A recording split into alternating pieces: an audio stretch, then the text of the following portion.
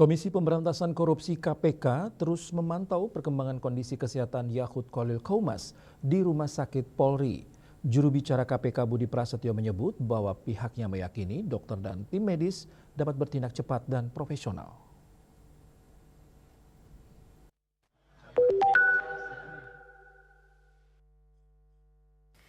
Komisi Pemberantasan Korupsi KPK terus memantau perkembangan kondisi kesehatan tersangka kasus dugaan korupsi kuota haji Yakut Khalil Qaumas alias YCQ.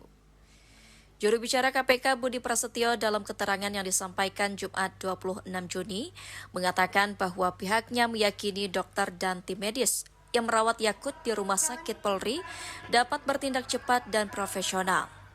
Penyidik memastikan proses hukum dalam perkara korupsi kuota haji yang melibatkan mantan Menteri Agama tersebut dapat berjalan efektif ketika kondisi kesehatan Yakut pulih.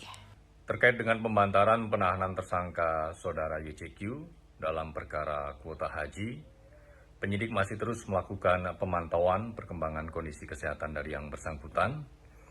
Dan KPK tentu meyakini bahwa dokter dan tim medis di Rumah Sakit Kramat Jati Polri akan bertindak secara profesional dan cepat sehingga saudara YCQ bisa segera pulih dan kembali mengikuti proses hukum.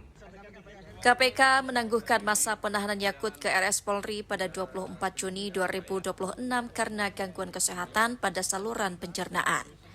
Status penahanan Yakut juga sempat dialihkan menjadi tahanan rumah pada 19 Maret lalu atas permohonan keluarga dengan mempertimbangkan kondisi kesehatan tersangka sebelum akhirnya ditahan kembali pada 24 Maret 2026. Tim Kantor Berita Antara mewartakan.